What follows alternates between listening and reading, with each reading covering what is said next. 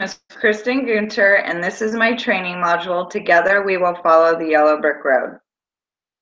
By learning a little bit about theories of learning, which are behaviorism, cognitivism, constructivism, and humanism.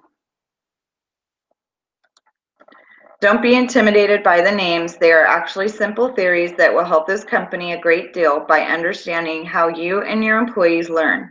I have reviewed all of your profiles, which has helped me come up with this training module that I have tailored specifically for this company's needs.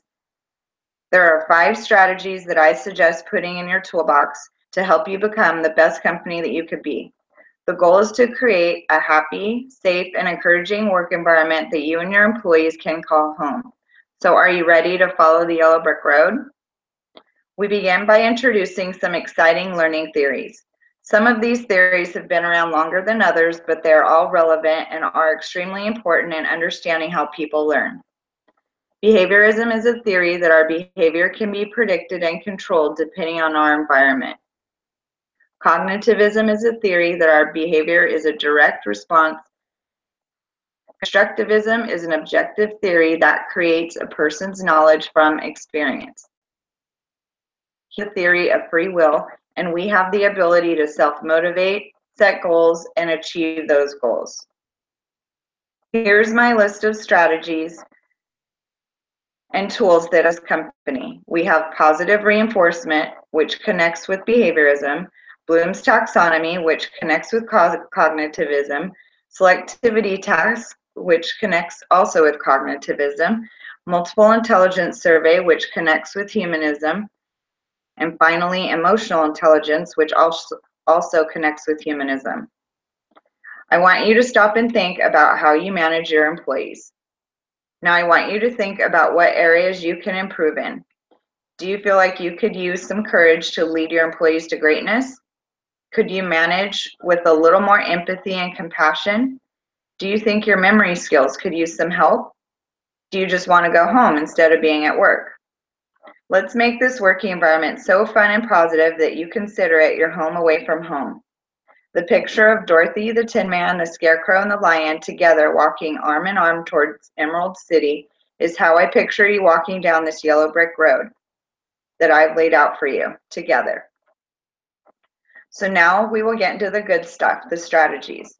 Positive reinforcement is an extremely powerful tool. We all like to be told that we are doing a good job, and along with a verbal pat on the back, I have suggested a clear incentive program. Good behavior and going the extra mile is a work ethic that is contagious. If you reward hard work, you will get more hard work.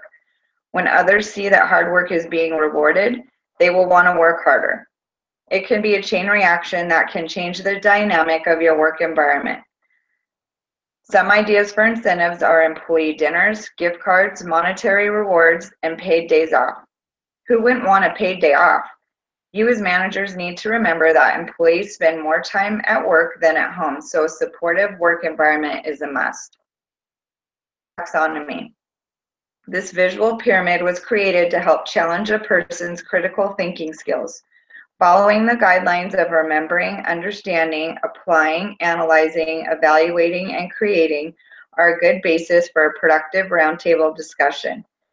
Managers will be trained in using this pyramid to encourage ideas and suggestions from employees. A monthly meeting will be set up as a brainstorming meeting where employees can give managers feedback and feel like they are involved in the creative process. It is up to the managers at these meetings to keep the conversation going by asking questions that will guide their employees to take their thinking and ideas to the next level. Now we come to memory and recall. Let's face it, the older we get, the harder it can be to remember things. Our memory is something we heavily rely on to be successful and to interact with the world around us. We need to remember directions, appointments, conversations, and names. There are ways to work the brain to encode and to strategically remember what is referred to as high-value information. The selectivity task is a written exercise that will give managers and employees a peek inside their memory and recall ability. Once the results are given, we are able to give feedback as to how you can differentiate between the important and not so important information. We can improve a weakness if we know what that weakness is. This is one of my favorite strategies because it's so fascinating. Did you know that we all have different preferences to learning new things and not one is better than the other? Some people like to listen to music while they work and walk up and down the hallway. This does not mean that they are a slacker. This means that they have a learning preference called bodily kinetic, and when they are moving, they absorb information better. We will be taking a multiple intelligence survey so you can see what your learning preference is. After the survey, we will break off into groups and talk about your results. It is just as important for your peers to know your results as it is for you. When you know what your strengths are, you can put yourself in an environment that will cater to your strengths. This will not only make you feel comfortable, but it will set you up for success. When you know what your weaknesses are, you can make an effort to make that weakness a strength by taking steps to improve. Think about how important it is for you as managers to know and understand how your employees learn. Do you think that if you knew that, you could manage them more effectively? The last strategy that I will introduce is emotional intelligence. I suggest that a company psychologist be assigned to this company to assess and to administer an emotional intelligence survey. This survey is written or online and will give managers a sense of what kind of empathy, social skills, and motivation that themselves and their employees have.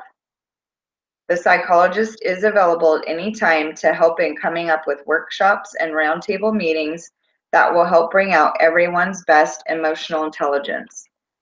It can take work and consistency, but I've seen great results from knowing what your personal emotional intelligence is.